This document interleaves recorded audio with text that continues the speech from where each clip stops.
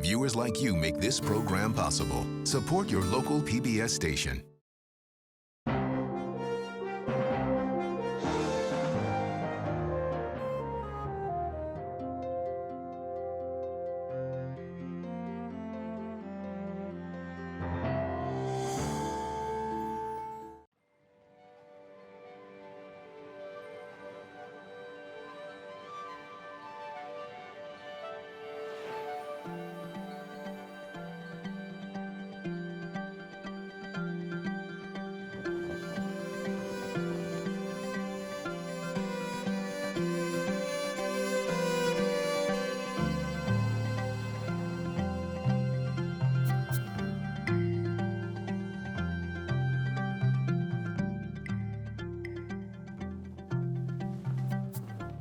When I said I am trying to get lost again, I really expressed a very critical point of departure.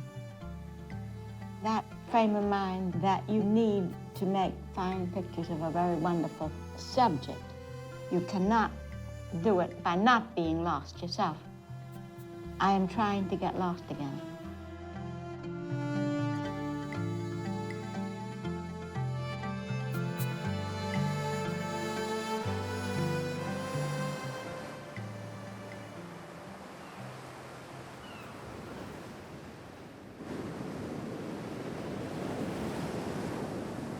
When you're working well, it is, first of all, a process of getting lost, so that you live for maybe 2-3 hours as completely as possible a visual experience.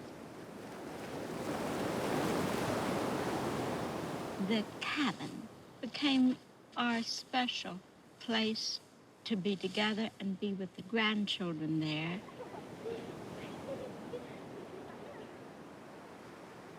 They thought of it as a place where they were free.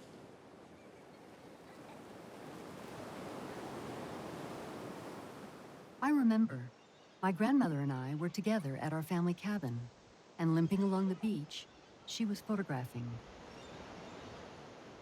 I had a handful of shells and stones and thrust them out toward her, asking her to look. She said, "I see them, but do you see them?" I said, "Yes, I see them." Then she said sternly, "But do you see them?" and snapped the photo. I looked back at my palm, and from then on, apprehended the world differently.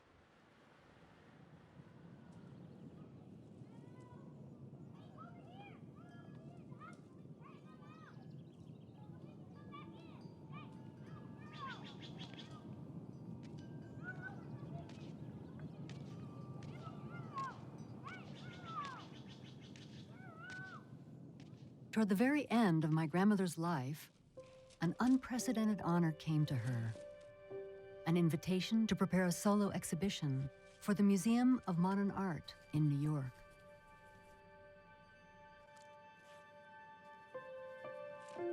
This is really the pinnacle of achievement. This is not just a matter of choosing which photographs of a life's work of tens of thousands, but it's also a matter of figuring out which photographs should talk to other photographs. Lange's photographs speak to us today not just because they're about our past, but also because they speak to our present. Your file of negatives is your biography. There it is.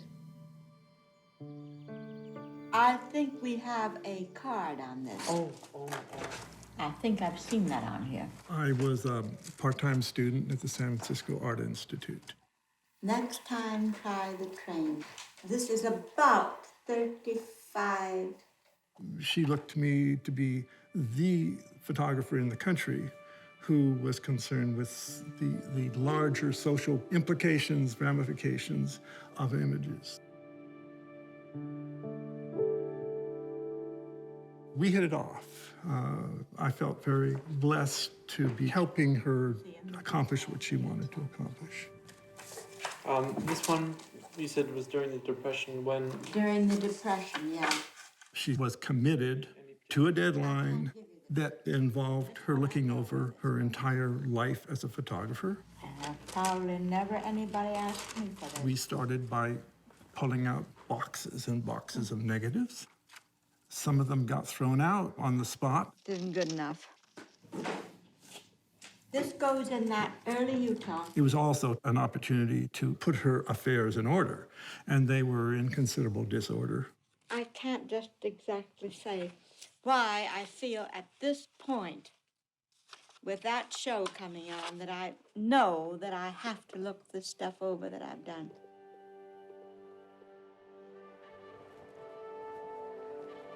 In 1902, when Dorothea was 7, she contracted polio. She was relatively lucky, but did end up with a disability. Afraid that her misshapen leg and foot would later make her unmarriageable, her mother urged her to disguise her limp, saying, "Walk as well as you can." Dorothea grew up in Hoboken, New Jersey. Her father had left the family. Probably some financial misfortune, but there could be another reason. We know so little because she never spoke of him. Little brother Martin, Dorothea, and their mother all moved in with her German immigrant grandmother. Dorothea remembered being mesmerized by clothes fluttering on the line. She looked out at them and said, "These are beautiful." And her grandmother said to her, "To you, everything is beautiful." I remember her showing me one time what a wonderful thing was an orange. Showing me, making sure that I understood it. As a teenager, she played hooky a lot. And I really have a sense that she probably walked around New York and saw all sorts of things, including perhaps exhibitions. I decided almost on a certain day, well, I was going to be a photographer. This was before I even owned a camera. My grandmother was very independent. She often walked the length of Manhattan and found herself drawn to the gallery of Alfred Stieglitz, where the work of photographer Paul Strand was also shown. She apprenticed to Arnold Ginf, who was committed to combining the practice of photography with something considered higher at the time, and that is fine art. It's a curious thing, isn't it? How a person will pick a profession out of the blue. But that's just what I wanted to be. She was a very lovely young woman, but she knew that she walked with a limp. Dorothea's mother was not encouraging of Dorothea being a photographer. So it wasn't long before Dorothea came up with a plan to leave town with her friend Franzi. Well, they decided they were going to go around the world. Dorothea had guts, and she had curiosity, and she just decided to go. She and Franzi headed west. They got as far as San Francisco, and the first day they were there, Franzi was carrying the money and she was pickpocketed, and they lost all their money. So they were stuck in San Francisco. Dorothea just went out, and the very next day, she had a job at Marcia's, which was like a drugstore, which had a photo finishing counter in the back. Where she's taking in people's film, perhaps helping with processing it, maybe just working the counter. While she was working at the photo counter, she met Roy Partridge, my grandfather, went home and said to his wife, Imogen Cunningham, another photographer, "By Jove, I met the most wonderful woman today. We must have her home for dinner." And they did. She hadn't been here for 3-4 weeks. They just tucked Dorothea into their San Francisco bohemian life. It was a city that was beautiful because it had been rebuilt after the 1906 earthquake. But it was also a city with a working class history that was there below the surface. Along the waterfront, you had the dives and the boarding houses where the longshoremen lived and where the Bindlestiffs crashed in the bars at night. Still out of money, Dorothea sensed an opportunity in this vibrant city. With the support of her newfound artist friends, she convinced a backer to help her open a portrait studio. It was 1919, and she was 24. Upstairs, she had a sitting area where she would photograph her clients. San Francisco was a perfect place for a portrait photographer. You had the wealthy there in need of family portraits and corporate portraits and portraits of grandma and grandpa. And you had wealthy patrons. Downstairs, she had a darkroom where she developed the photographs she took of them. When Dorothea was finished in the darkroom every day, she would go upstairs back to the sitting room, and she would fire up this old Russian samovar and make a huge pot of tea. And then the bohemians would gather. Clearly, she already had that kind of charisma that we would see later in her life. Her studio became something of an evening salon, where friends relaxed on her red velvet sofa, later dubbed the Matrimonial Bureau because of the many proposals made there. I was a young woman who had a portrait studio. I did all the work myself. It was a successful studio, but I worked 18 hours, 20 hours every day. I really worked. I was determined that I could make that go, and I did.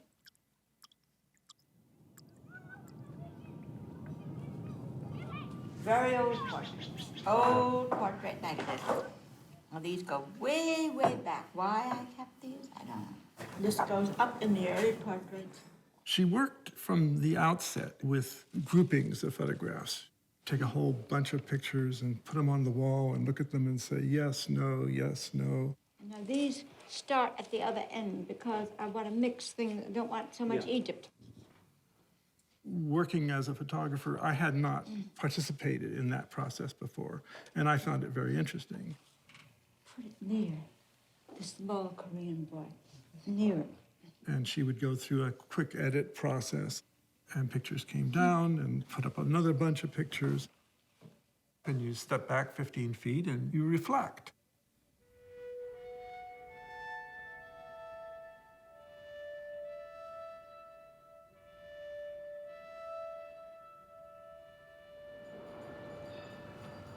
By early 1920, Dorothea's studio was flourishing, gaining a reputation for naturalistic portraiture and as the place for San Francisco artists to gather. One day she was working in the darkroom and she heard a very distinct tap, tap, tap overhead. But by the time she got upstairs, whoever's feet that had been, they were no longer there. She asked Roy Partridge, who is it who would be making that tap, tap, tap? And he said, oh, that would be Maynard Dixon. He wears cowboy boots. And Dorothea was intrigued. And the next time she was down in her darkroom working and she heard those tap, tap, tap of the boots, she went upstairs and met Maynard, who was dressed in a long cape and he carried a cane and he had his cowboy boots. She was attracted and a little bit afraid of him. He was more than 20 years her senior. He was an exquisite painter, very established as an artist.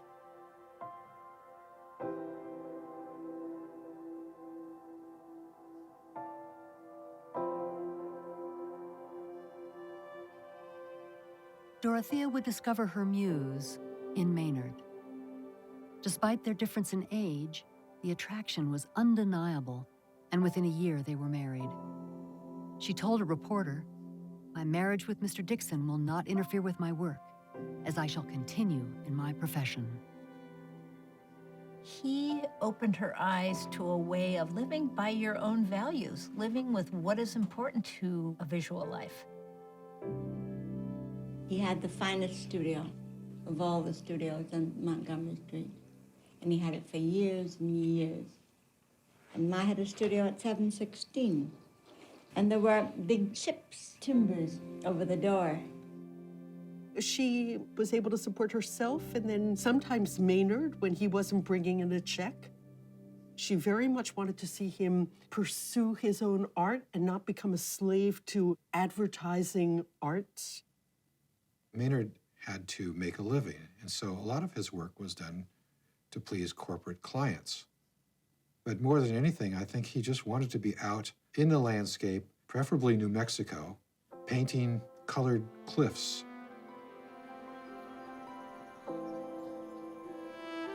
Maynard got her out into the Southwest. You know, he loved to paint in the Southwest. He loved that open sky and the vista that was available for him there. So that gave her a whole part of the world she had never seen before.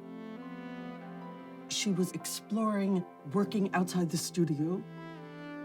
There's a certain kind of exotic fascination. These are people who seem like they are timeless, and Dorothea was always interested in capturing a sense of timelessness. I think she's interested in how they resist modern culture.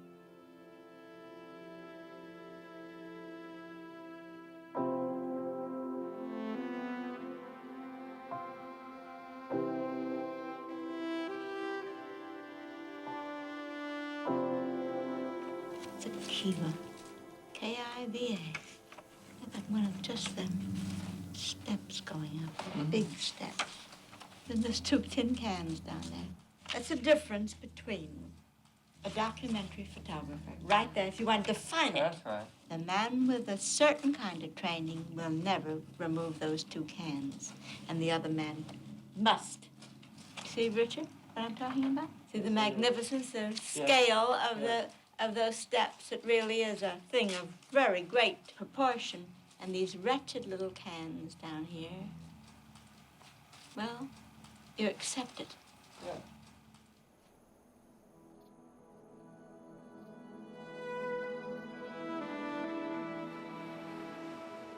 If muses can be inanimate, Dorothea's muse was the camera.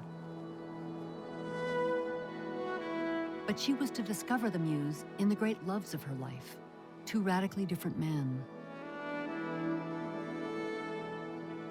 My grandfather, Paul Taylor, born the same year as Dorothea in 1895, later would challenge and inspire her. When one was in the presence of Paul Taylor, he was thoughtful, he was very deliberate and disciplined. He saw injustice and he sought to correct it using the tools he had and was always reaching out to others. This is a powerful individual, and it wasn't just a resume, it was a life. Moved to enlist in World War I, my grandfather became a Marine captain and was stationed in France. To my surprise, I discovered he brought with him a small folding Kodak camera to document what could not be described in words. He brought back images of the tragic Battle of Belleau Wood, during which his battalion suffered heavy losses and he was severely gassed. Overcoming his injuries, he became a professor in labor economics at the University of California, married and began a family with his young bride, Catherine. He wasn't to meet the photographer Dorothea Lange for another 12 years.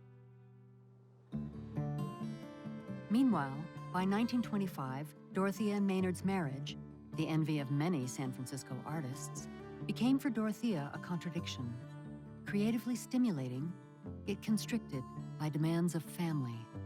She inherits a child from that marriage. The relationship between Dorothea and the child is difficult because they're both competing for Maynard.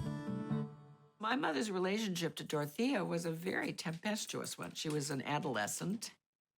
Dorothea probably left something to be desired as the mother of a grumpy, rebellious teenager.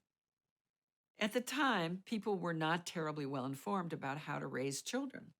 I just don't think she was very nurturing. In May of 1925, Daniel Rhodes Dixon was born, Dorothea and Maynard's first child. Concy now had a stepbrother. And 2 years later, another, John Eaglefeather. Her son John has spoken about the fact that he didn't experience a lot of physical affection from her. She was a photographer who wanted to look, and she was much happier seeing Maynard doing the work of nurture.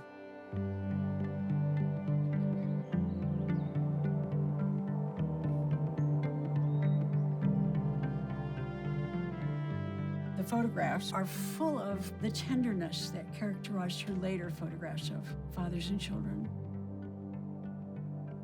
Maynard was free to continue living his bohemian art life. He would go off on a painting trip, saying he'd be back in a few weeks. But it was often months, sometimes without word. Older man, makes babies, disappears on painting trips, leaving her with the 2 babies and a rebellious teenager.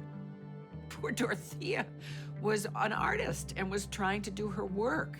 And here she was stuck with all of these children to take care of, with a charming husband who bounced in and out every couple of months. Often as the sole parent, even when Maynard was at home, Dorothea became the one holding the family together through her portrait photography. My grandfather Paul wasn't the ideal parent either. Often away from Catherine and his children, he was devotedly researching farm labor in the Central Valley of California and in Mexico, pioneering a new kind of economics with a notebook and a camera. As the big plantations grew in California, growers wanted a cheap labor force, and they started importing it.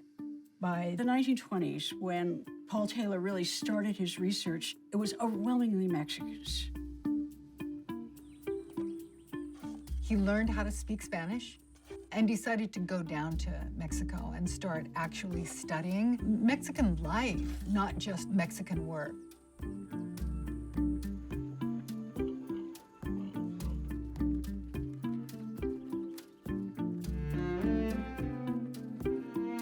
Intuitively, without having a word to define what he was doing, Paul Taylor was engaged in social documentary photography. He realized how important the camera was to the kind of economics he was doing, and he used it as a form of visual note-taking to supplement his research. Recording what they were doing was very hard with words, and Paul understood that early on, that photography was a much better way to record activity and action. No one else was doing this. The Mexicans come at a very important time in California agriculture, embarking on a massive period of expansion. California agriculture is not wheat and corn, it's fruit and vegetables. Most of that can't be mechanized. You have to have people waddling down the furrows, cutting that lettuce. It's stoop labor, it's hand labor. They were the first automobile migrants because what made their lives possible was the ability to shift between jobs in automobiles and string together a long sequence of seasonal work. And this is where Paul Taylor first encountered the conditions of industrialized agriculture that would become a focus of his study for the rest of his life. I remember talking to him about being in the Imperial Valley for the first time and how overwhelmed he was to see people riding out into the fields to pitch melons all day. No fresh water, there would be warm water. There were no toilets in the fields. And then returning to their barrios on the edge of town, and sometimes worse, little brush shelters that they had erected. And what Paul saw was that these young men labored under intolerable conditions. Paul was outraged by this.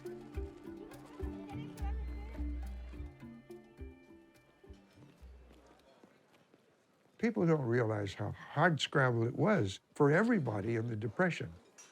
When we were young, we thought that Dory and Maynard really had this income security.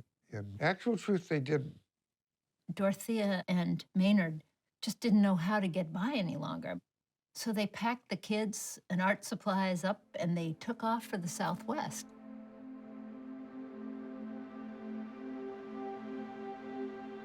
So they go down to Taos, New Mexico. Dixon, of course, is painting. And the kids are being taken care of by Lange.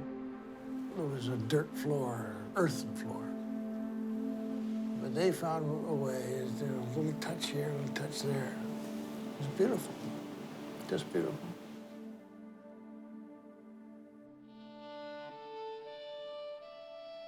My grandmother recalled Paul Strand was also photographing in Taos while we were there. With great purpose, he used to drive by almost every morning. It was the first time I observed a person in my own trade who was so intent on his purposes and so solitary. But he was not living a woman's life. I photographed once in a while, just a little, but mostly tried to be of help to Maynard and took care of the children.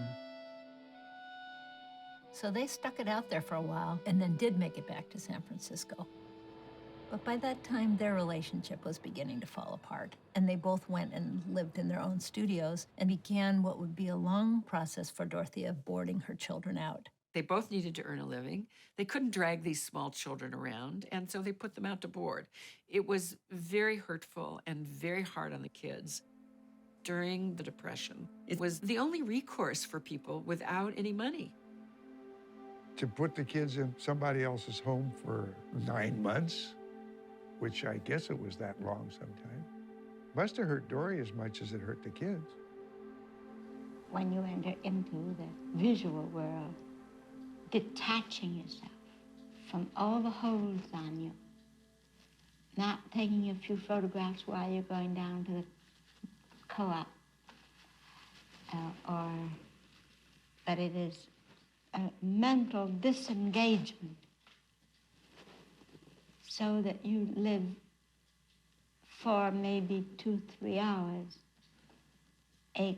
as completely as possible a visual experience where you feel that you have lost yourself, your identity. You are only an observer. Only that. On Mother's Day, young son John presented his mother a bouquet of daisies. He later recalled, why didn't she accept my gift of the daisies? Instead, she took a photograph.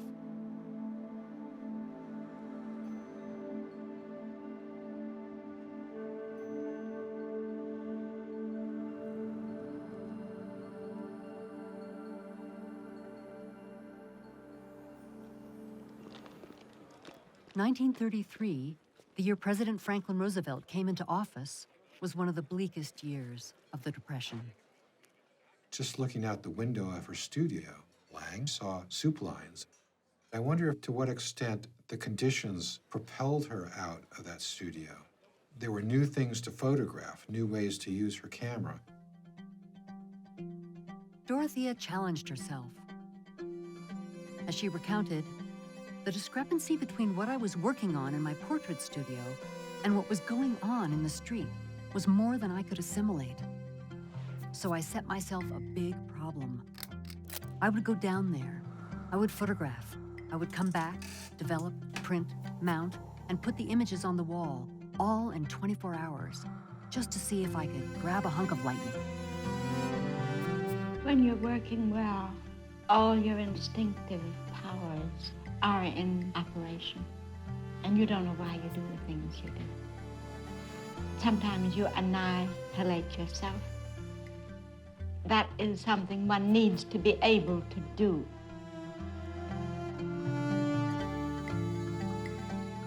She had developed some negatives, but had accidentally left one negative undeveloped in the film holder. Sturtevant went into the darkroom to develop his own work. He develops it, brushed over to her, awed by the composition of her innovative white angel bread line.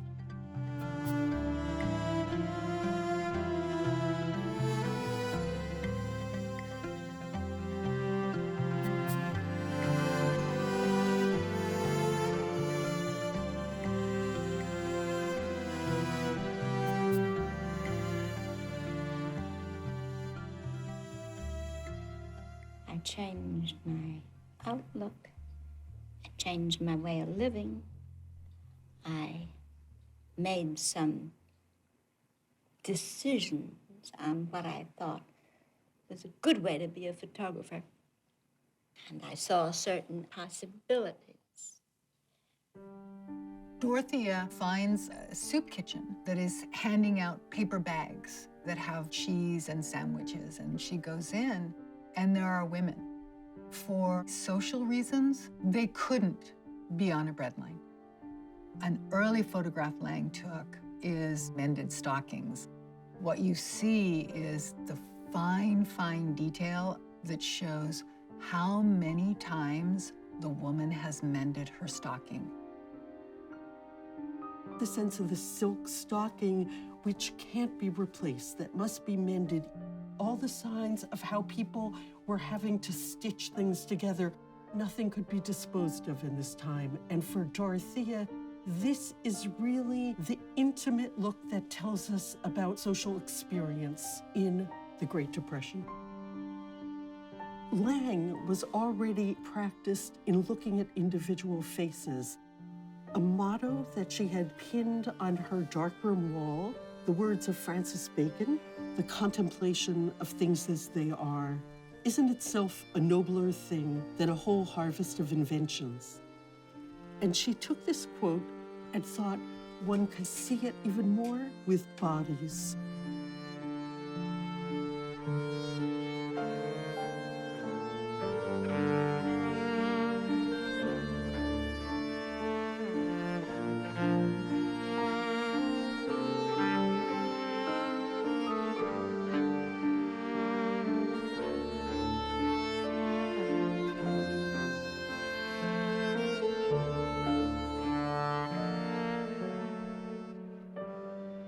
That really should go, though, with the unemployment lineup, you know, for the checks. That is part of that picture. We don't even have this in yet. We have to. It's an important picture. The creative layout for the walls of the Museum of Modern Art exhibition was well underway by December of 1964. I think we can do them as their best visually. Yeah, that's right. And then the Murray and Ready Employment Office down there. They needn't all be in, but they belong together. Put it that way, then, and we will see. This might not be a bad place for these two photographs. When John Zarkowski came, there was an element of, okay, we've got to dress up a little bit here, Richard. And I remember being a little surprised by this, but yes, I showed up with a tie and a jacket during John Zarkowski's visit. The curator of photography at MoMA was John Zarkowski, and he twice came to California and spent long periods of time working with her about these choices. I like it very much if we could do it on the basis of no business of my feelings about my work or so on. No, you have to give me credit for I being do. able to look at these like you do. I mean, I want to have some feeling of the way this thing is developed for you, as you people have, you know. Well, it could be. Well, that's when you're here now, and we're going to have hours together.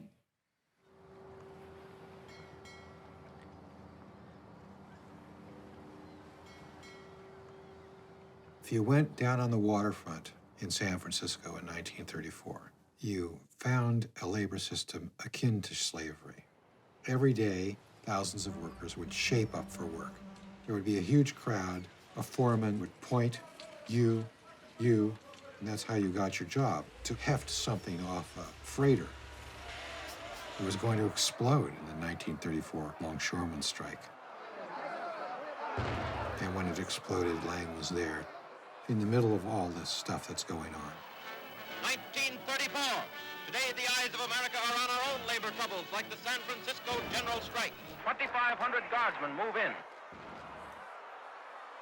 They were shooting people on the waterfront in San Francisco, and she wouldn't take me. And I was ready to help her, carrying a tripod. It wasn't safe. Dorothea said, I wasn't used to jostling about in groups of angry men with a camera, but it needed to be done. She's capturing the speeches and the protests. One of her earliest and most famous photographs is of the speaker behind the microphone addressing a May Day crowd.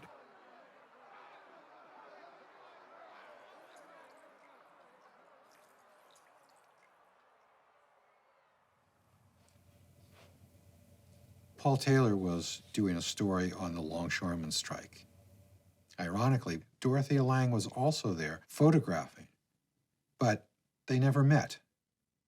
Willard Van Dyke, a colleague of Dorothea's, is impressed by her new documentary work and creates a show of it in his gallery. Willard says to Paul Taylor, oh, you should come down and look at this exhibit. Paul sees immediately that her work is extraordinary and notices a photograph that Lange has taken of a speaker, gets Lange's number, calls her up and says, can I use your photograph? And she says, yes. And that's the first time they talk. One of the remarkable things about Survey Graphic is that they acknowledge that Lange took the portrait. That was rare at the time. In October of 1934, my grandfather began a project with the California State Emergency Relief Administration, documenting the working conditions of farm labor. He had an unorthodox idea. The bureaucratic system had no place for a photographer. It had no concept of its benefit or its use. Taylor found a way to deceive the system by hiring Dorothea, a photographer, masking the word photography, insert in lieu thereof the word typist.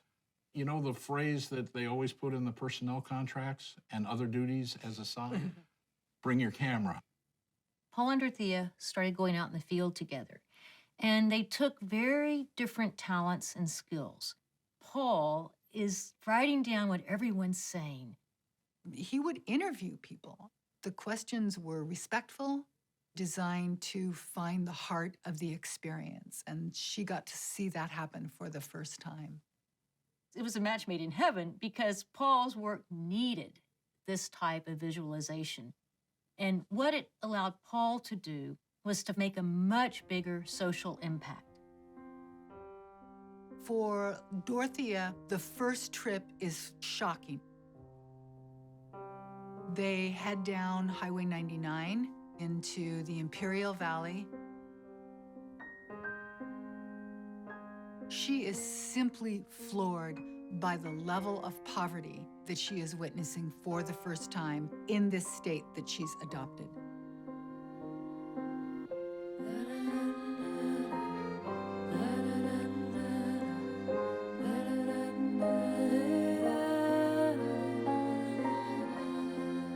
From the time Dorothea Lange started working with Paul Taylor, her understanding of what she was photographing expanded.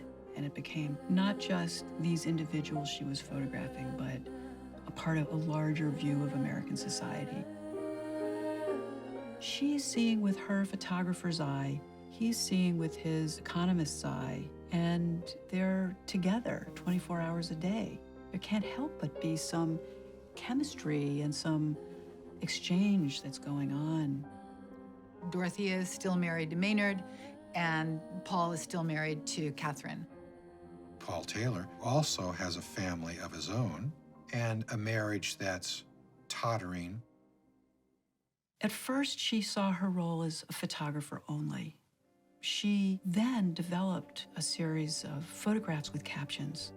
The captions were written longhand, and some of them contained quotes from the people, and others were descriptions of the conditions that were faced by people. These then became a government report like no government report had ever been. And they were remarkably effective. He understood his writing could get really dry, but with her photographs, he could then put the quotations of the family members, and the photograph made the quote come alive.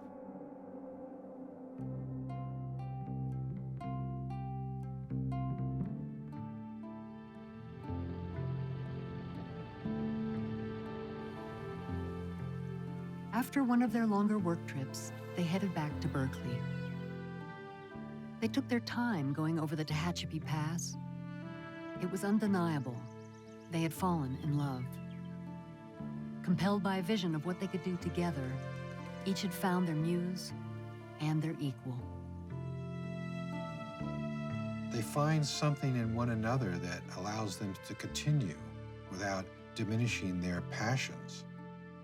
When he saw her images, he put away all of his photographic work and concentrated on his intellectual life. Taylor later in life said, "In Dorothea, I found my photographer." When Dorothea and Paul fell in love, they fell in love deeply, irrevocably, 150%. It meant that both of their marriages had to end, which was very difficult for everyone. She thought that Maynard was better, greater, if you like, than he ever managed to achieve. She was never able to get at Maynard's real innards. He withheld them.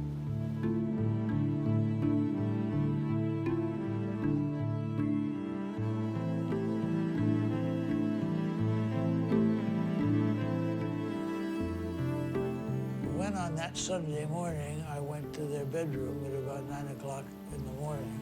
There they were, in bed together, naked. That was the moment at which Dorothea chose to tell me that they were going to get a divorce. Everyone was unhappy, and new lives for Dorothea and Paul required dismantling their old ones. Both couples divorced.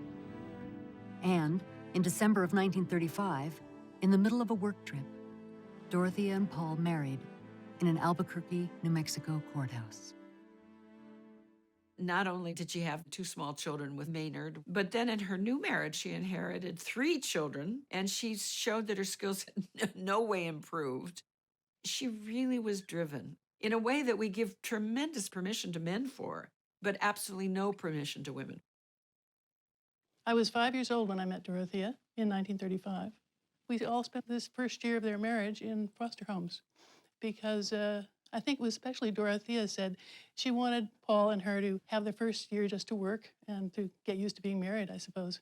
So that's what happened. Dorothea was having a lot of trouble with her son, Daniel. She was in agony about her inability to help him, redoubled by the fact that she was so much away. Daniel at that time was desperately, desperately mad. He started acting out in huge ways, like taking his mother's camera and hawking it. That's a pretty big statement right there. Paul heard me call her an old sow. You know, you think of him as being a kind of a deliberate in his movements, but this was not deliberate. He moved from where he was to where I was like a bolt of lightning. And he grabbed me by the throat and shoulder. He threw me down the stairs. Nobody called his wife an old sow. Oh, boy. I believe that he was a romantic man. He had a deeply romantic passion for and belief in justice. You can't have that kind of belief unless you're romantic. And he loved her fiercely. Despite those complicated and disturbing early years, my Uncle Daniel, having found success as a writer, returned to the family fold. Sometimes as Dorothea's colleague, and sometimes her confidant. I need to speak with you because you are one of those who, from time to time, have understood me, I'm happy to say, as well as anybody. I know that when people come to this exhibit, people who've heard of me before, they will be thinking that they're going to see an exhibit of documentary, what's called documentary photography, but this cannot be. I want to extract the universality of the situation, not the circumstance. How are you going to get it done in the time you have left? I don't trust the time. I really don't trust it, and I know how you work. I think maybe the time has come for you to make some decisions. I know. You do? I well know. Okay. I have to close the doors and bar the windows, unhitch the telephone and face it myself. I know that.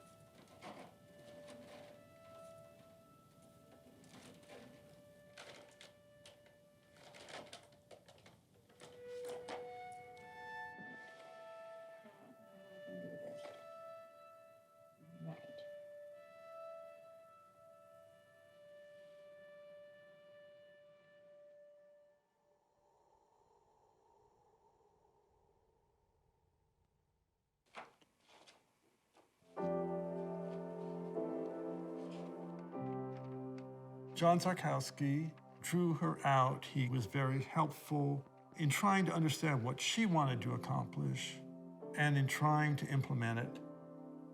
You know, he's the curator of the show. He was shaking up the entire photography world, and he saw in Dorothea's work that he could make a statement about what was possible with photography. The idea of a photograph being in a museum was a kind of complicated issue. It took a while for us to get out of the magazine context and take the photograph and just put the photograph itself on the wall and examine it. He recognized that Lange's photographs didn't have to have all this context to get what she was after, that you could admire her photographs for themselves. Most of what we wanted is in here, isn't it? I had no idea exactly what I wanted. I was trying to we're do the just best going I through- could with the materials I had. That's what I mean. I didn't have it close. The materials you don't have aren't important. You know what I mean? Another national disaster coincided with the Depression. The Dust Bowl. There were storms of dust that were so dense that you could not see your hand in front of your face. And farmers reported that their land literally was blown away.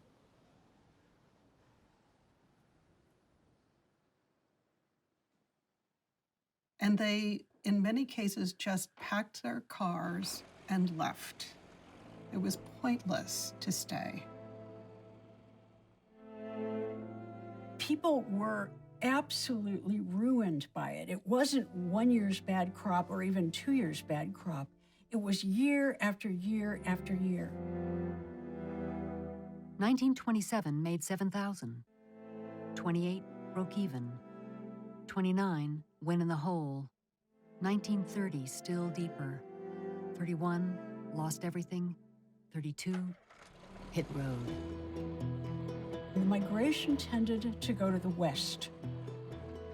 They came from Nebraska, they came from South and North Dakota, they came from New Mexico, they came from Texas. The migration was composed of people who became called Okies, but actually only a small minority of them came from Oklahoma.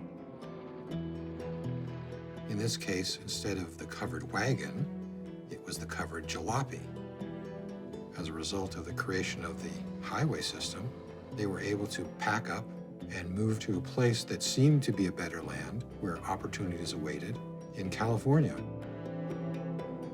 You could use the covered wagon, and then either those cars bogged down in the mud or that group of cars which represents more people.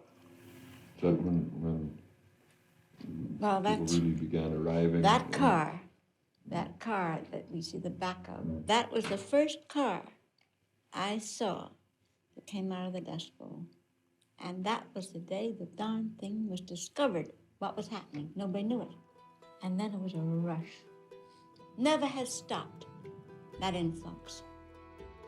Paul and Dorothea were the first to witness and to understand the causes of this huge migration. And Paul was unusually creative in trying to understand it.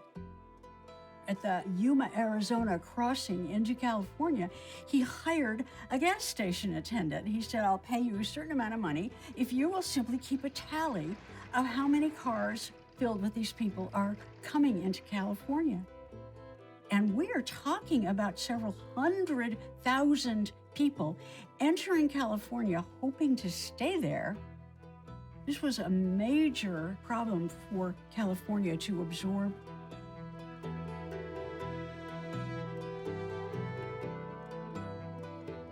Lange and Taylor were in the middle of this influx, putting a face on westward migration.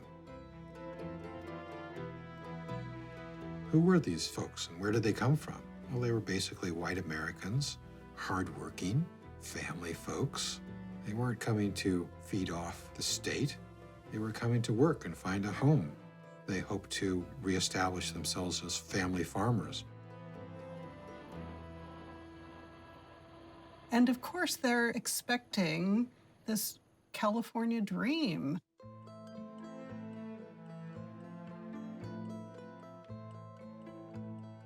People aren't friendly in California like they are back home, but they appreciate the cheap labor coming out. We ain't no paupers. We don't want no relief. But what we do want is a chance to make an honest living like what we was raised. One of the reasons that people were migrating was not only the drought, but the mechanization of farming. And there's that amazing photograph called Tractored Out. What you see is this marooned house surrounded by this endless sea of furrows. There's not a person living in that house. It's uninhabitable. The furrows go right up to the door. On this plantation, 22 tractors and 13 four-row cultivators have replaced 130 families. Tractored out.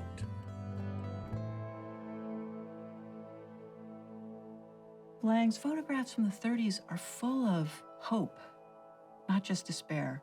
Everyone trying to find the American dream, some of them finding it, and others, you just think, boy, just can't imagine how they're going to get there. She took a series of photographs of a family in Yakima, Washington, and when I first saw the photographs, I looked at them and I said, what's that big object that's cutting across on a diagonal?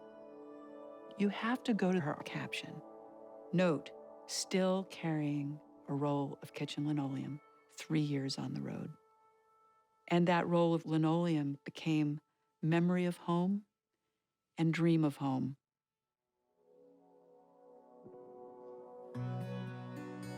During the 1930s, there is no greater value in society than the role of mother. The conditions that the women face make motherhood impossible. You can't take care of your children in even the most basic ways. Working with Paul Taylor, Lange had an understanding of what she was seeing. She could photograph a shanty, and what she was really photographing was the house that wasn't there. She could photograph a door frame, and what she was really photographing was the door that wasn't there. She could photograph the stovepipe, and what she was really photographing was the hearth that wasn't there. The reason I would argue that Lange saw this so clearly is that she faced a number of her own struggles as a mother. She was a working woman who was on the road. She probably felt she should have done a better job, but she was busy trying to change the world. The New Deal beginning to roll, a running river of social legislation. Facing a country in trouble, President Roosevelt engineered legislation creating programs collectively known as the New Deal. Among them, Social Security, and a program to reduce chronic rural poverty, the Resettlement Administration. Later, it was renamed the Farm Security Administration, the FSA. Paul Taylor was, of course, very well connected with all agricultural matters in the federal government. And he took her photographs to Washington, showed them to the new head of this photographic unit, Roy Stryker, who hired her on the spot because he'd never seen documentary photography that had that kind of emotional power. Roy Stryker had a visionary photographic idea to introduce America to Americans. Stryker saw in her an incredible talent. She was photographing a region where he didn't have any other photographers, and she was a completely independent spirit. The assignment was see what you can bring home. See what is really there. What does it look like? What does it feel like? What actually is the human condition? What she produced was really stunning. People were not accustomed to seeing beautifully composed photographs of people who were working in the dirt. One of my favorite images is the 6 Hardman County tenant farmers. It's hard enough to take a good portrait of one person. To get 6 people in a row presenting themselves to you as powerful people who are nevertheless in a state of distress, that's a real accomplishment.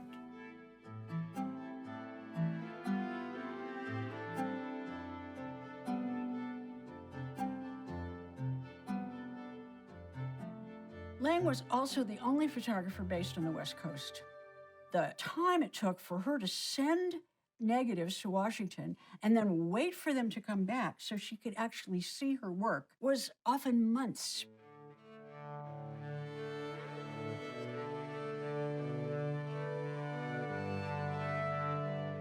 The trips were absolutely grueling. No air conditioning, sleeping in cheap motor courts.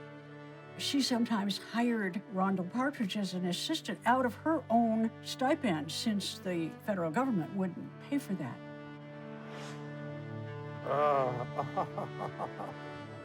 You'll love it. You will love it. Wait till you see it. I'll never forget driving at about 19 miles an hour down a country road, and she said, "Ron, slower, slower. Ron, drive slower." Because she was looking at every camp, at every pot, at every tent, until she could find where she could make her way. Motels then were called auto courts. Welcome to Backbreakers Acres. I could have stayed here myself. No insulation. We holed up in motels that had cracked linoleum floors with piss marks in the corner because they wouldn't go out to the bathroom that's outside. Oh. That's the toilet. We were living on $4 a day per diem from the government. Okay.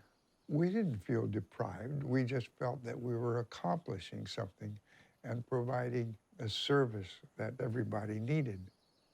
The wonderful word that she said was government. We're from the government, and we're interested in when you're going to get work or how you're going to get by. The photograph you have to use of mine is the little kid being photographed at the camp. And Dory's got a tripod, and the camera's on it, and she's using the Graflex. But the tripod is the story. She put up the tripod, she got the kids there, they all know they're being photographed. Then she takes the camera that's flexible for getting the moment and uses it. I have an invisible coat that covers me. When I was a child, I became acquainted with the New York Bowery. A lame little girl walking down that street, unprotected, was an ordeal. And I learned to be unseen at that age. And that has stayed with me all my working life. Sometimes you just fool around with a camera, or you sit on the steps for a while and enjoy the afternoon air. Before I ask questions, I tell it all. Who I am, why I am there, how many children I have, how old my children are. I can then take out a notebook and write down exactly what I've been told without ever feeling that I am imposing. She was very, very conscious of the exact words that people said, and she would remember them and suddenly break off in the middle of shooting and rush back to the car, sit in the front seat, and write down these notes. And the quote was probably something, well, it's root, hog, or die. Rush back the car, it's root, hog, or die. What a beautiful statement, you know? How clear, how concise it is to their condition. You can see in my notebooks, the written at the time, my excitement in getting it down quickly while it's still, the rhythms of it is generally what you have to get down. If I could get my hands on an acre of land, I'd take to digging it with my fingers.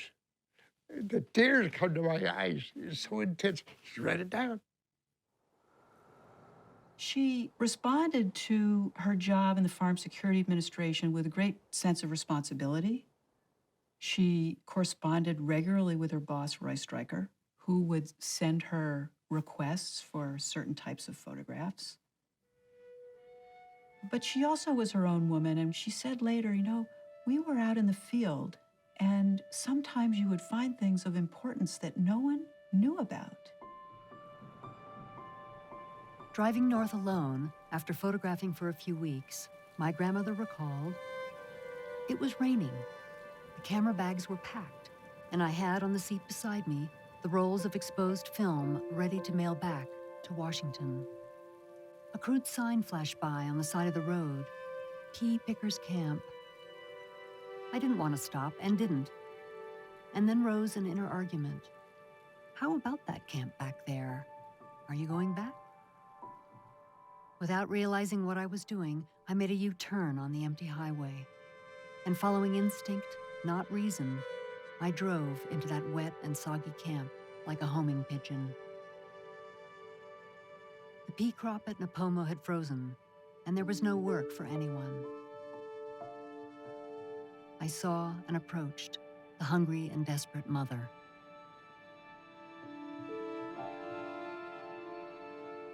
For many years, the standard interpretation was that she made 5 images. Then a 6th image was discovered, and then a 7th image was discovered.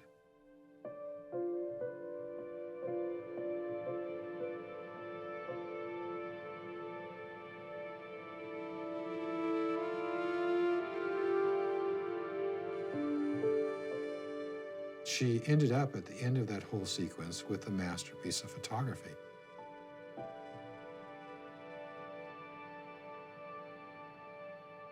The career of that photograph is extraordinary. It was published in a local paper. Immediately, donations of money poured into the Pea Pickers camp. Stryker thought, this is the greatest photograph we have produced. It was published all over the country in newspapers, magazines, used over and over again.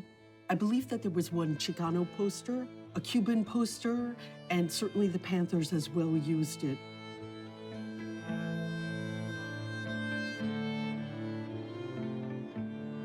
It has enough modernity to it and speaks to a condition of modern disintegration of families as well.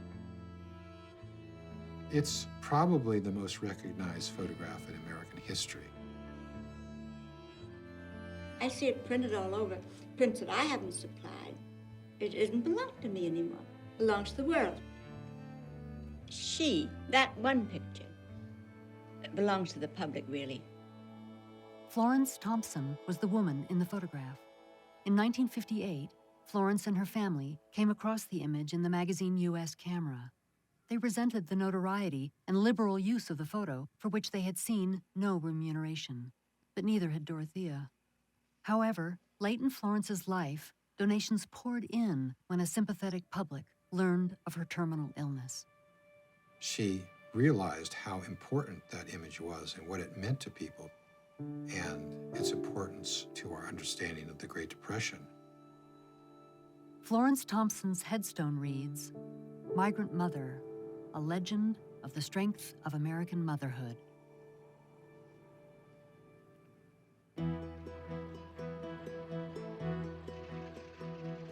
My grandfather continued to fight for FSA-built worker camps to alleviate the appalling living conditions of migratory laborers.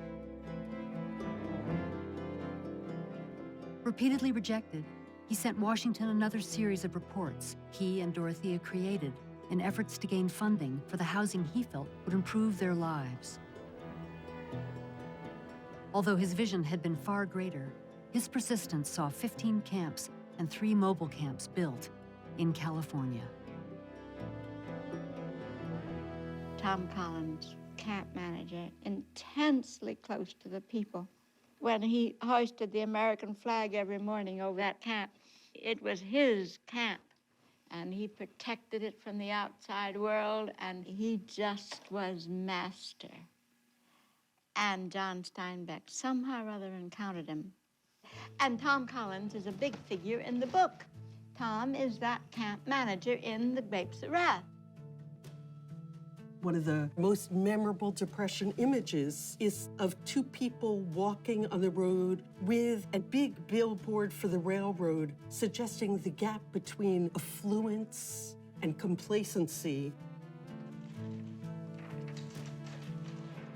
Look again, look underneath the ad, and you will see the reality of what's being experienced in the Depression.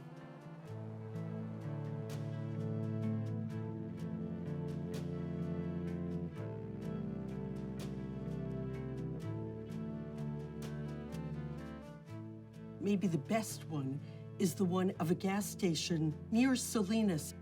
Air, this is your country. Don't let them take it away from you. I think of that every time I'm at a gas station and now see that we have to pay for air.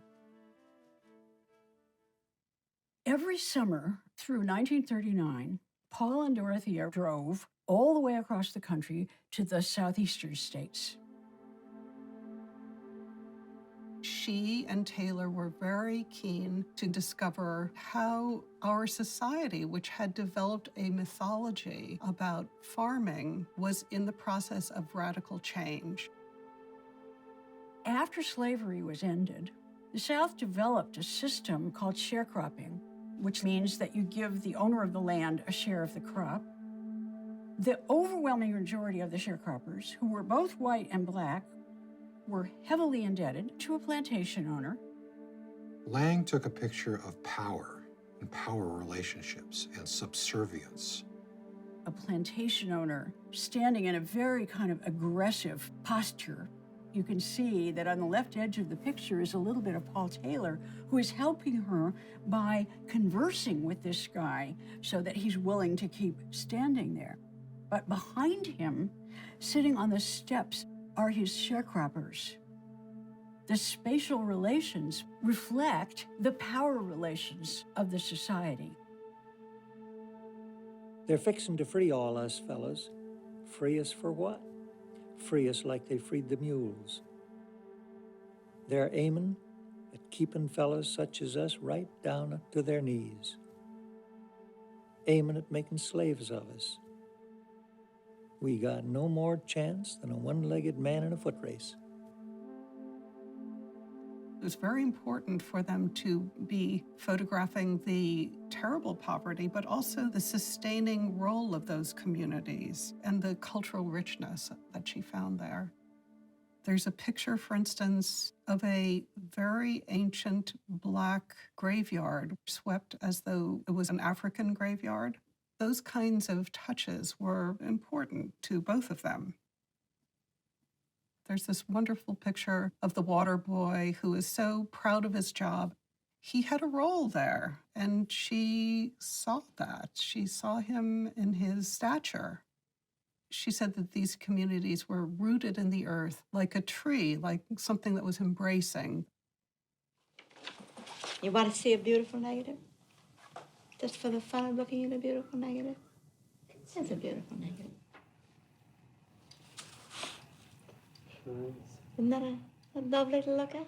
If you're a photographer? Yeah. What pleasure a nice negative isn't? Oh my, yes. Oh my.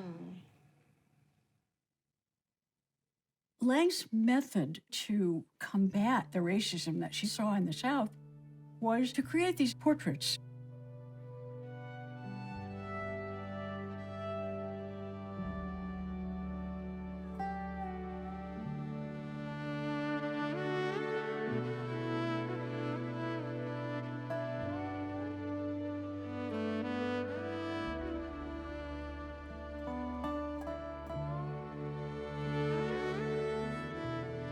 She didn't beg people to smile. She often conversed with people, or if she was lucky enough to have Paul with her, she got him to converse with people so people relaxed. Through conversation, you could see their animation. These were solid citizens.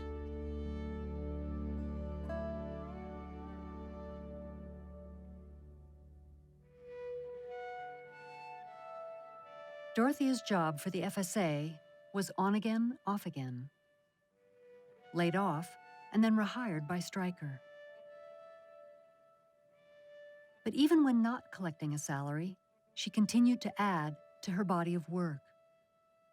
In the end, she had photographed in over 30 states. Finally, in January of 1940, Stryker let her go for good. His FSA budget had been cut, and his photographic unit was down to 2 photographers.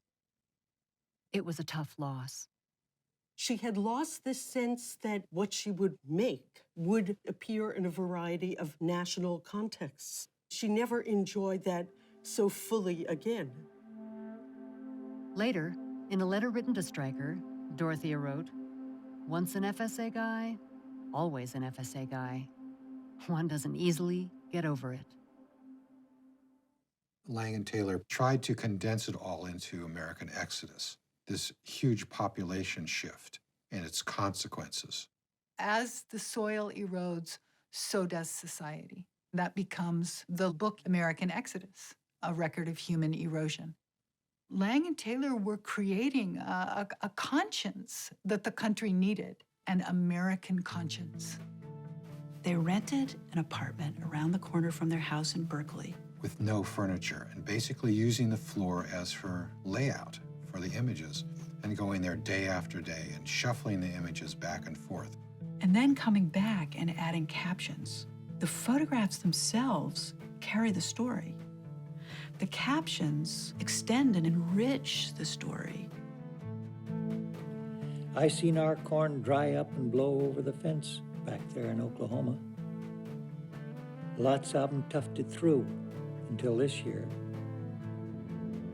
What bothers us traveling people most is we can't get no place to stand still. One chapter on the Dust Bowl is punctuated at the end by, on one page, a windmill that's battered, and on the other, a woman, her hand to her head and her elbow jutting out like the windmill. And you see these 2 photographs together and you realize the one is a metaphor for the other. Lange said about pairing photographs that sometimes they're balanced. Sometimes one is subservient to the other. Sometimes, she said, they come together and they make a loud noise. American Exodus is one of the most important photographic books of the 20th century. It was very influential. Life magazine, Look magazine were just getting going at the time, and then American Exodus just turned things upside down. Oh, the end pages are extraordinary. The book itself is embraced by, is enclosed by the words of the people. Lange and Taylor felt it was absolutely critical to reproduce the words as they wrote them down on the spot. I come from Texas and I don't own a thin dime back there. Mother is picking 75-cent cotton to starve, and I watched her write that one down. Blowed out, et out, tractored out. Yes, sir, we're starved, stalled, and stranded. Stalled. Ooh! Is it in here? It's not in here. Wait a minute, it's in the end paper. There it is. An Arkansas family in California. Son to father. You didn't know the world was so wide. Father to son. No, but I knew what I was going to have for breakfast. 1 mule, single plow. Tractors are against the black man. Every time you kill a mule, you kill a black man. You've heard about the machine picker? That's against the black man, too. A piece of meat in the house would like to scare these children of mine to death. These things are oppressing on us in the state of Mississippi. If you die, you're dead, that's all. That's all. The irony for my grandparents was that American Exodus was published just as World War II broke out in Europe. It didn't sell. World events eclipsed American Exodus.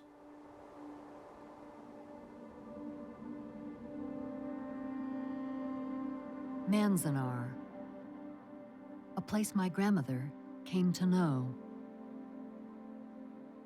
She said, on the surface, it looked like a narrow job. It had a sharp beginning and a sharp end. Everything about it was highly concentrated. Actually, it wasn't narrow at all. The deeper I got into it, the bigger it became. In the winter of 1941, Japan shocked the world when it bombed Pearl Harbor. Nationwide fear surfaced against the Japanese, and President Roosevelt took swift action. This is what we did. How did it happen? How could we? Now, I have never had a comfortable feeling about that war relocation job. Oh, the difficulties of doing it were immense. The billboards that were up at the time I photographed. Savage, savage billboards. The American public needed to know about this chapter. The whole relocation was known really to a small number of people on the West Coast. Executive Order 9066, signed by Franklin Roosevelt, was a very antiseptic-sounding process to remove Japanese American citizens from their homes in California, Washington, and Oregon, ripping people off the land because of what they look like. My grandparents were enraged by the racist hysteria and loss of family friends. Everything's taken away from them. Their business, their livelihood. You can see they're still proud, though, the people. They're very proud and dignified during this tragic moment in their lives where everything's turned upside down. There's a picture that Dorothea Lange shot of my grandparents and my dad and my aunt after they left their homes to go to the internment camp. The military didn't know anything about Dorothea, essentially. They were looking for a photographer, and here was someone who was in California. She'd already worked for the government and had a reputation as being a very hardworking, responsible photographer. What the military wanted from her was a set of photographs to illustrate that they weren't persecuting or torturing these people who they evacuated. With some misgivings, Dorothea took the job, hoping to expose what the government was doing to its own citizens. Christina Clausen, once Dorothea's portrait subject, had become a family friend. She offered to be Dorothea's assistant. I immediately began working with her because it was an intense pressure to get going. This internment was a military action. It involved rounding up 120,000 people immediately. This was only happening in scattered spots all along the West Coast. It was very hush-hush. The papers barely mentioned it. The public didn't realize what was going on.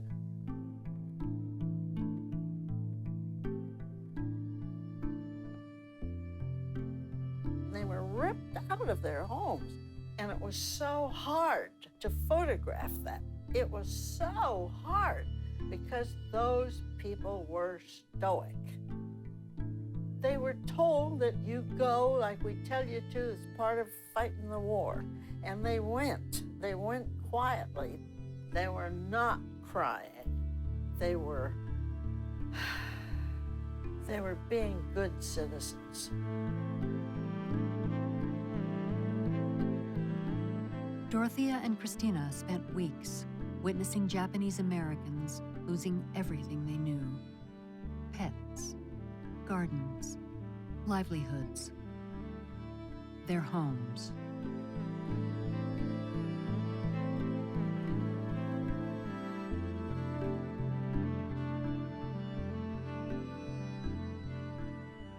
Every person had a tag with a number.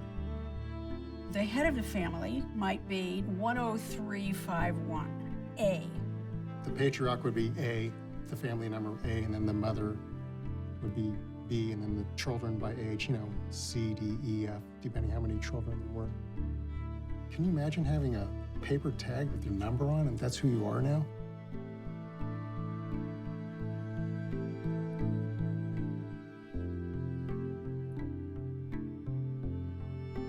Most of the internees were second-generation Japanese Americans. They were American citizens, and here they are having your citizenship rights taken away from you. You had thousands of young Japanese American men who were fighting in the military. One of Dorothea Lange's early photographs was of a young soldier who got a furlough to come home to help his lone mother pack up. My dad went in the service, and my two uncles were drafted, so they went into the army, fighting in Italy and France for America.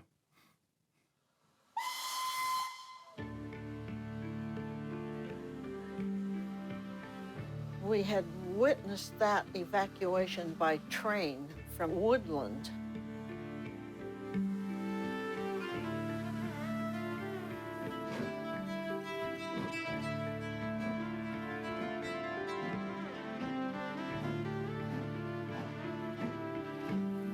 And it was too far away from Berkeley to get home, and we stayed in a hotel that night. I went down to the lobby with Paul's little portable typewriter and was typing up some stuff. And when I went back to the room, she was in a paroxysm of anxiety. I can remember very well that she said, "Oh, I had such a bellyache." She was terrorized.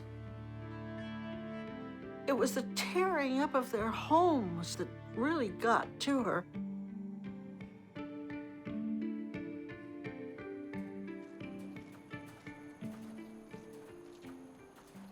People were being moved to permanent camps. And the first permanent camp was Manzanar, in the desert, pretty far to the east and far from Berkeley. It's called internment camps, I guess, government-wise. I mean, that's what they call it, but it's really like a prison camp behind barbed wire fence with guards.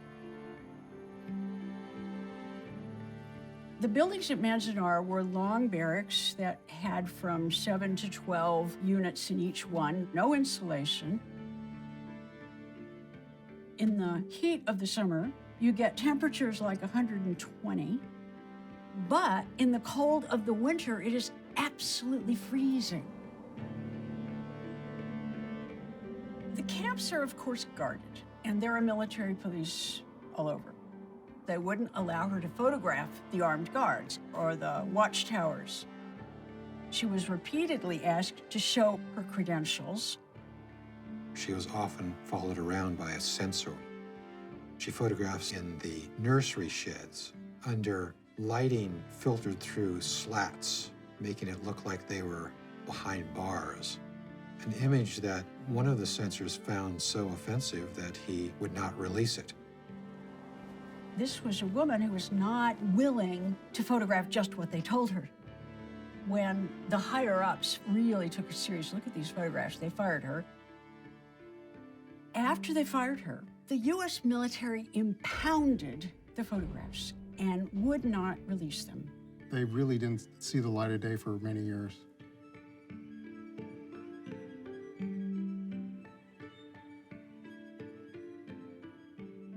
Dorothea hung on as long as she could and was relieved when she was fired. She wrote in her journal, "World in agony, much energy lost, some work accomplished. Paul, my haven, my love, my anchor, making lists and cleaning house, feel inferior and am." The intensity of the work with the Japanese was probably the beginning of her ulcers. During the war, Dorothy and Paul were living on the bend of Euclid Avenue in a beautiful old house, brown shingled and wonderful, wonderful oak trees, which Dorothea loved, and they had built Dory a studio in the backyard. A short descent down a mossy brick path from the main house, the studio was spare, illuminated by soft north light from slanting windows. A haven for Dorothea. She kept it simple and uncluttered, keeping only what was essential to the process of her photography, including a darkroom. The oaks embraced that studio. She felt kindred to those trees, claimed the trees and she were the same age and that they understood her. I have photographs of the trees that I live with here. The photographs are in different moods. I will perhaps use 3 of the life of those trees. Dark and deep and troubled.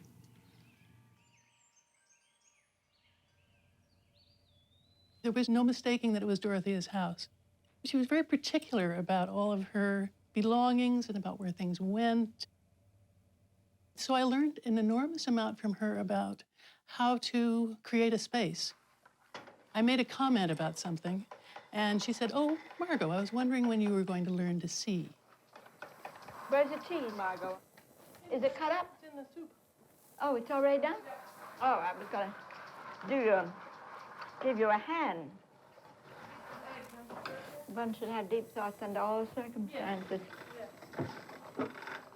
No time for fooling, Margot, I always said.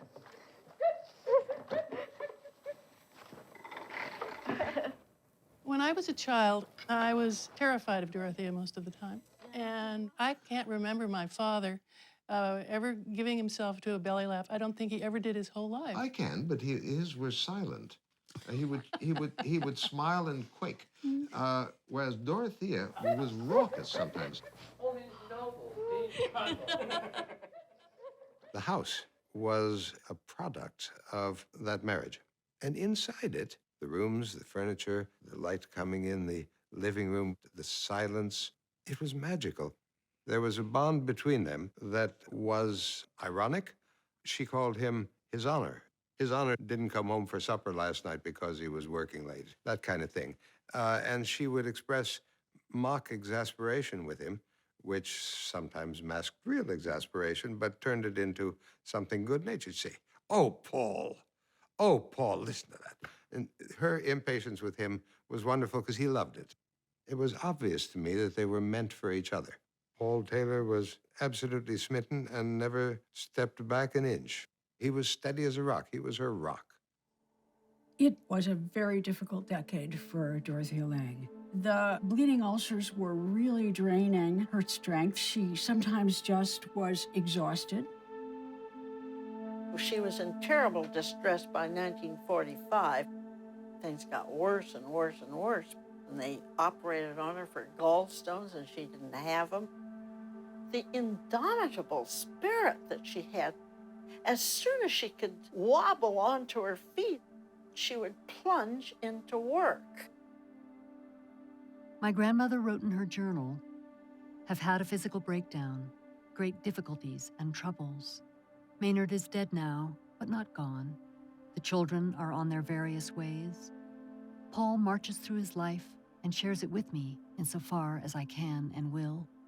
No longer feel inferior, though often weak, vague, and ignorant. Again, another start."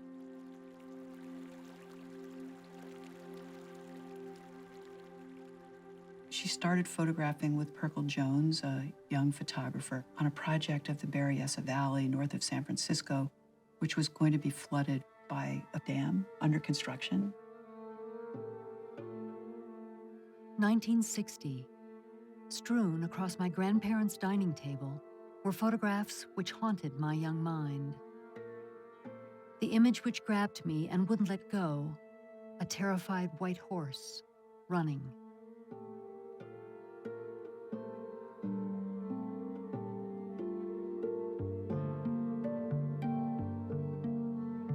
"11 miles long and 2.5 miles wide, Berryessa Valley and the town of Monticello were part of California legend. Families who had lived there for generations had raised pears and grapes, alfalfa and grain for their cows and horses in its productive soil and nearly perfect climate. Death of a Valley illustrates an aspect of Lange's work that people have really not noticed at all, an environmentalism. Lange had the idea not of photographing the building of the dam as another heroic project, but looking at what the life was like in this valley. The valley that would be flooded and destroyed by the dam. There's this wonderful photograph of a woman holding out her hand as if in welcome. And the text says, "The valley held generations in its palm."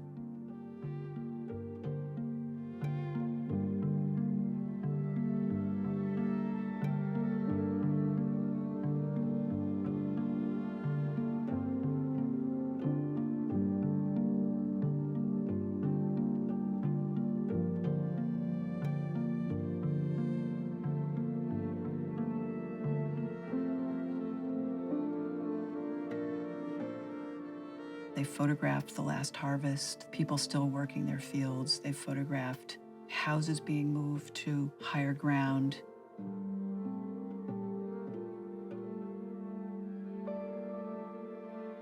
The cemeteries being unearthed and graves moved.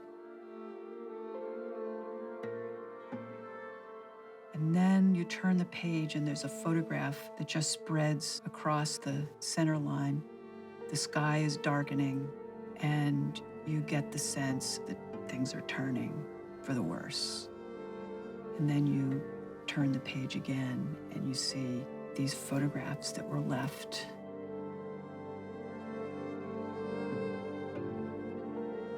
It shows how disruptive it is to leave one's home.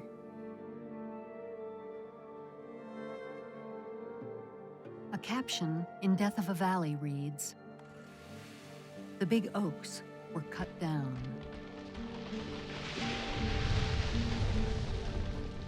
Cattle had rested in their shade, and on old maps and deeds, they had served as landmarks.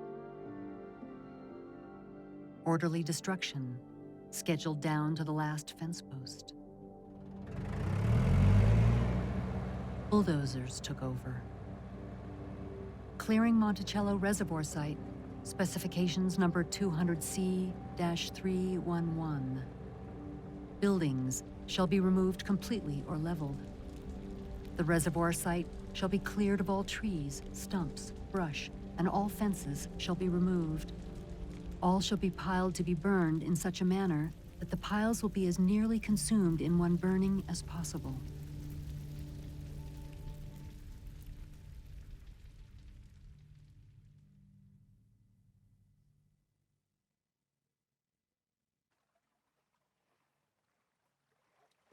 The valley was empty. The winter rains came. Water flowed over the land like a river and covered the highway which ran the length of the valley. It covered the town site. All the landmarks disappeared. No hum of insects, no smell of tarweed, the water rising. That community never recovered. A major loss for the state of California, for family farms, for small communities, all in the name of progress, of course. She's never easy. She's never sentimental. She's a thinker as well as a person responding with her feelings. At this time, we are creating this environment almost without scrutiny. In every direction that you look. The camera is a powerful instrument for saying to the world, this is the way it is. Look at it. Look at it. Lange was right there at the beginning of the environmental movement, contributing to its literature.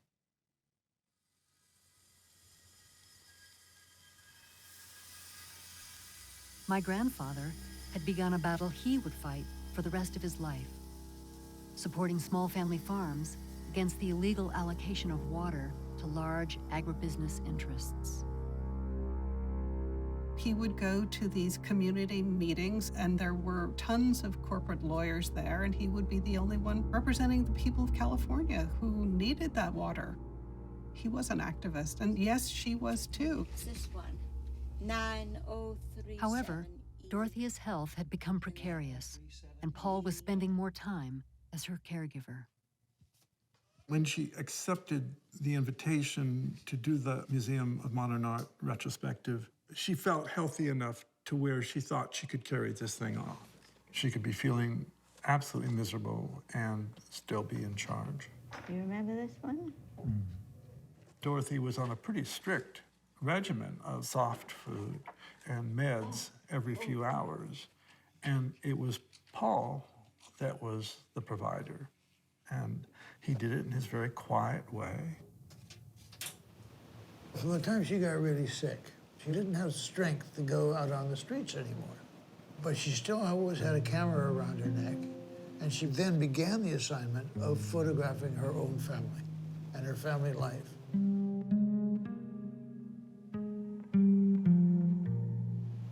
And part of that was this place as well.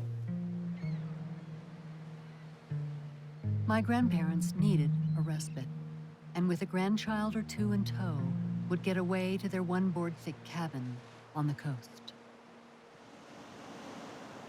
It had an enchanted feeling where the world outside was suspended. But it wasn't a place where you came to seek solutions.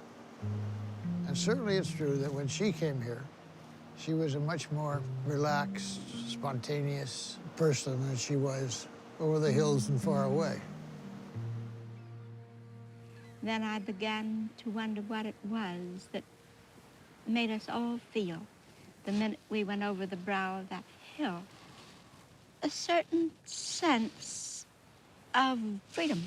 And I kind of looked at that and tried to make up my mind what it was. This element of what that special thing is really took hold of me.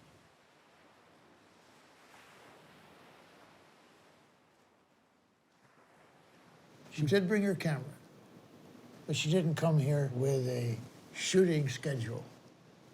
They just let the time and the tides flow.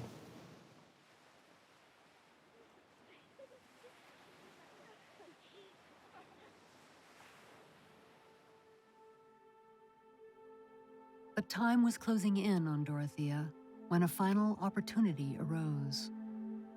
Now or never, my grandmother wrote in her journal. Decisions are ill-mannered, intrusive, rash, inconsiderate. That exact moment when the cloud shadows pass over the mountain peak, the decision must be made. I said to the doctor, shall I go? And he said, what's the difference whether you die here or there? Let's go.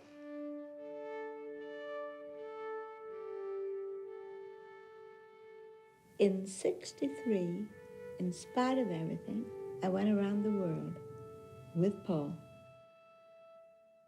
Paul Taylor was a land reform expert for the United Nations and foreign aid. As was typical of Paul, he always wanted Dorothea with him. She's no longer the government photographer. She's a wife accompanying an economist.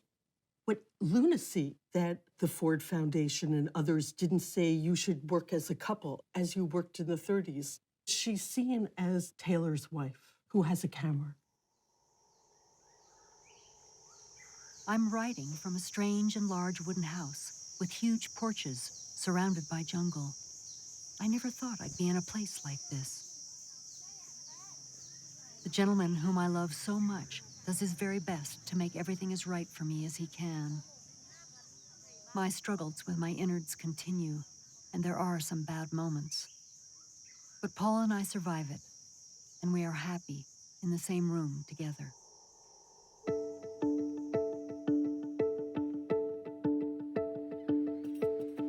It is not easy for me to work on Paul's expeditions. It's only grab shooting. Travel is fast. That suicidal taxi ride. Paul sat there and laughed, serene in the fact that we are insured. All I could muster was, Mother of God. No chance to discover for myself what I am in the midst of and work it through. I am confronted with doubts as to what I can grasp and record on this journey. Here is a very ordinary woman in a strange land. She has a camera around her neck, poor health, and is lame. But the pageant is vast, and I clutch at tiny details inadequate.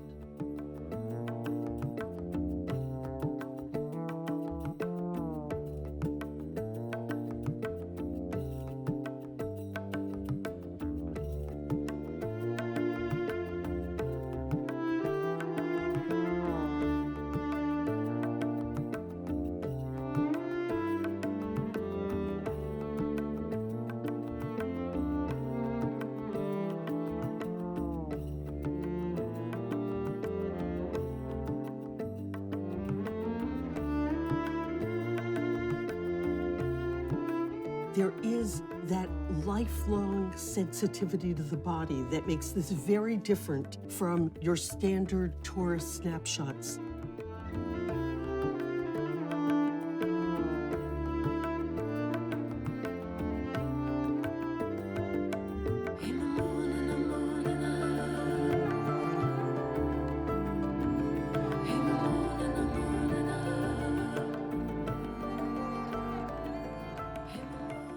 I'm thin as a rail. I have to hold up my clothes with safety pins.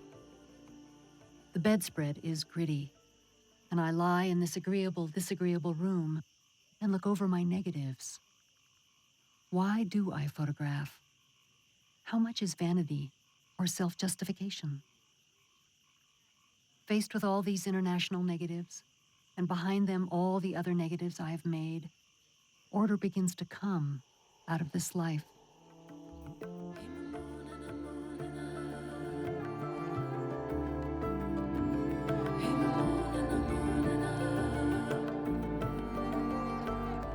One wonders to what extent it's a visual journey for her, that all of this is her own drive to explore the human condition.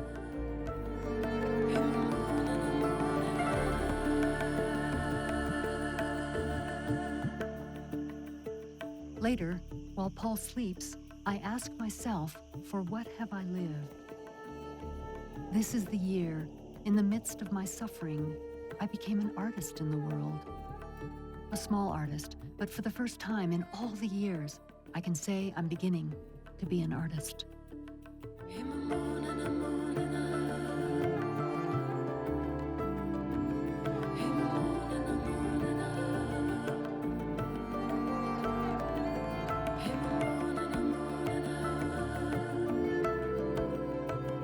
My energies are short and limited because of my illness. But I believe I can see, that I can see straight and true and fast. This has been an exercise in vision. And for this photographer, it may be closer to the final performance. There were these categories, these drawers, where over time, photographs landed. Okay, I like this image, where does it belong? She described as making sentences out of photographs, and maybe possibly if you could really be good at it, you'd make a paragraph out of it. We take the old woman whose life is almost finished there and has all that work behind her. She goes in. Sometime in the late spring, early summer of '64, she began to have more and more bouts of throat constriction and pain, and it was determined that she, in fact, had cancer. At that point, she'd already invested a good deal of time in getting this Museum of Modern Art show done, and it was full steam ahead. To see me struggle this way is not so good, is it? This is very challenging under my present circumstances. I have cancer of the esophagus, and I'm not going to be here. We are trying to make that show add up to not a succession of extra fine photographs. I don't care about the photography. I only care about what the camera can do. So I work for the exhibition and contemplate things as they are. From the moment that the cancer was diagnosed, she knew that there was a deadline, that either the show was going to be completed in that time or, you know, it wasn't going to happen. And she pressed herself. She would just keep on going. My grandfather wrote John Zarkowski at the Museum of Modern Art, Dear John, amid the ups and downs, today is on the upside. Dorothea looks forward greatly to your coming, almost literally lives for it. My estimate still holds, chances 50-50 we will get her to New York for the opening in January. In late summer of 1965, John Zarkowski came for a final time to work with Dorothea. When we got down to the nitty-gritty of it, she was one of the most strong-minded people I've ever met. As walls developed, as themes developed, pairs of pictures, groups of photographs coalesced around each other and made a visual sense. Her confidence grew. It was, okay, full bore, let's go. As the show took shape, it was really an interesting trip to conceive of it as some kind of integrated visual event.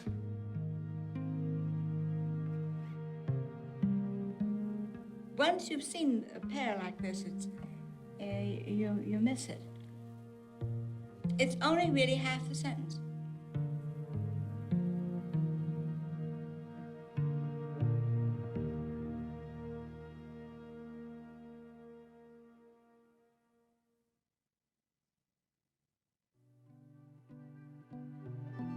You know what today is? Today is the first day of autumn. Have you felt it? Today it started. The summer ended this afternoon at 2 o'clock. All of a sudden, the air got still, a different smell, a kind of funny, brooding quiet. Today it happened. I was out, and I was just so aware of it. Can you feel it? Today's the day.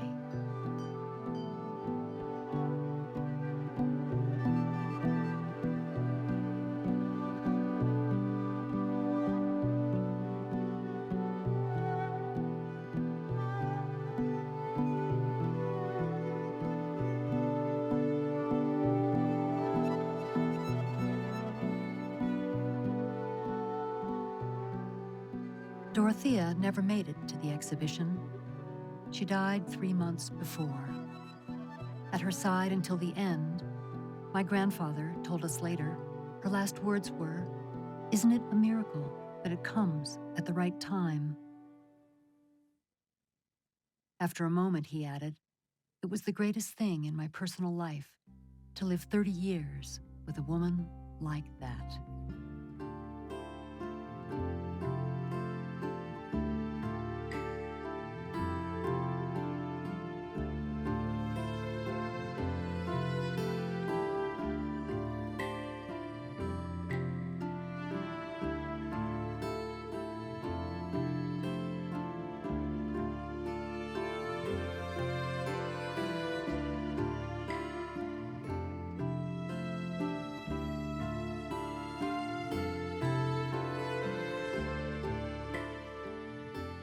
My grandfather lived another 20 years. He never stopped fighting for the rights of migrant workers and for the fair distribution of water to small farmers in California. From him, I received the gift of Dorothea's camera soon after she died, an enduring expression of their confidence. Our family scattered Dorothea's ashes near the cabin from the rocks above the sea.